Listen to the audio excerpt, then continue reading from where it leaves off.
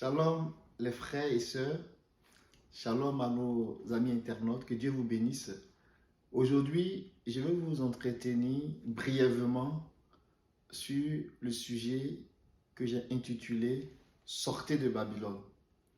C'est un sujet que nous pouvons en voir un peu dans la littérature chrétienne et il y a beaucoup de choses qui ont été dites là-dessus.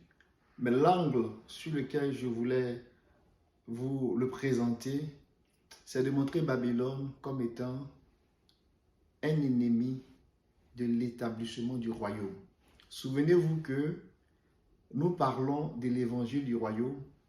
C'est que ça veut dire que il y a un évangile qui est annoncé pour établir le royaume de notre Seigneur Jésus-Christ. Alors que le Seigneur travaille pour l'établissement de ce royaume, il y a des ennemis, pour ne pas dire une coalition d'ennemis, qui s'opposent à l'établissement de ce royaume. Et Babylone fait partie d'un grand système. Babylone appartient à cette coalition d'ennemis qui s'opposent, qui résistent, qui empêchent, qui est contre les intérêts du royaume de Christ. Donc, vu sur cet angle-là, je pense que ça va nous aider à comprendre ce que c'est que Babylone et à apprécier le commandement du Seigneur qui dit « Sortez de Babylone ». Venez avec moi dans le livre de Apocalypse, chapitre 18, le verset 4, où est-ce que le Seigneur donne ce commandement pour pouvoir bien situer le contexte de ce sujet-là. Apocalypse, chapitre 18, le verset 4, et je lis. Et j'entendis du ciel une voix qui disait « Sortez du milieu d'elle, mon peuple, afin que vous ne participiez point à ses péchés et que vous n'ayez point part à ses fléaux. » Amen. Donc, ce chapitre 18 d'Apocalypse nous parle du jugement de Babylone. Au chapitre 17, on nous parle de ce mystère qui est Babylone. Alors que le chapitre 18 nous invite à sortir de Babylone, le chapitre 17 décrit un peu ce mystère-là. Mais ce mystère qui apparaît au chapitre 17, il n'est rien d'autre que un système qui s'est introduit dans l'Église. Et avec l'esprit que Dieu a accordé à ses enfants, cet esprit de compréhension, on peut déjà voir les agissements de ce système-là dans le chapitre 2 et le chapitre 3, lorsque le Seigneur parlait aux 7 églises d'Asie, qui sont 7 types, qui sont 7 caractéristiques de l'église à travers le monde.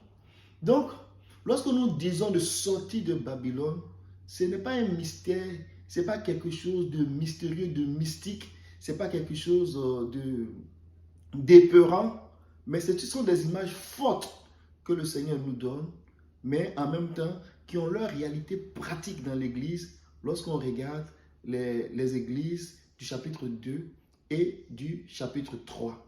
Ce que je vais dire, c'est que dans Apocalypse chapitre 2 et Apocalypse chapitre 3, le Seigneur présente d'une certaine façon la vie de l'église. Donc l'église qui traverse des hauts et des bas, un peu comme un désert. Mais en fait, ce désert que l'église parcourt, c'est en vue d'aller entrer dans le pays du repos.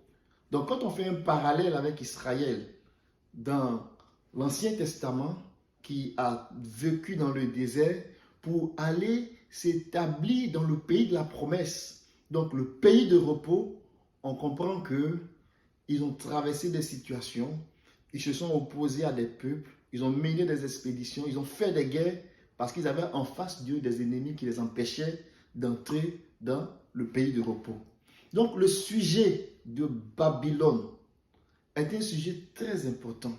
Si nous comprenons le mystère de Babylone, si nous saisissons Babylone et ses tentacules, si nous saisissons Babylone et son système, en tant que croyants, en tant que chrétiens, en tant qu'enfants de Dieu, nous allons avoir une compréhension très féconde des Écritures et comprendre le commandement du Seigneur qui dit « Mon peuple, sortez du milieu d'elle. Sortez du milieu de Babylone, parce que celui qui est à Babylone, il n'est pas capable de comprendre ce que Dieu est en train de faire. Donc, un point sur lequel je vais attirer notre attention, c'est que Babylone, qui est un système qui appartient au système de mal, appartient au système du diable, va empêcher les enfants de Dieu de voir et de comprendre le projet de Dieu par rapport à l'établissement du royaume. Et ce que Dieu est en train de faire, c'est qu'il veut nous ouvrir les yeux pour qu'au-delà de Babylone, on comprenne que Dieu, en fait, il est en train de préparer l'église glorieuse. Cette femme-là qui a été qualifiée, qui a été fidèle au Seigneur, que le Seigneur va présenter comme l'épouse de l'agneau.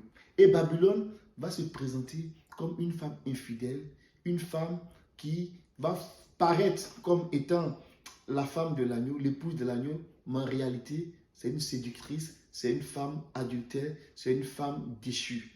Donc, que Dieu nous aide, alors que nous serons en train de regarder ce sujet-là, que nous puissions avoir la compréhension du message de notre temps, de sorte que lorsque nous entendons ce message qui dit « Sortez de Babylone », que ce message-là soit très clair pour nous. Je vais vous donner une image dans les Écritures et je vais m'arrêter là pour cette vidéo introductive. Souvenez-vous que le patriarche Abraham, lorsque Dieu l'a appelé, la Bible dit dans Acte 7 qu'il était en Mésopotamie, en Chaldée. Chaldée en Mésopotamie. Ça veut dire, Chaldée, ça veut dire briseur de mottes, briseur de briques. Ça veut dire comme des démons. Et pendant qu'il était là-bas, Dieu a fait la promesse.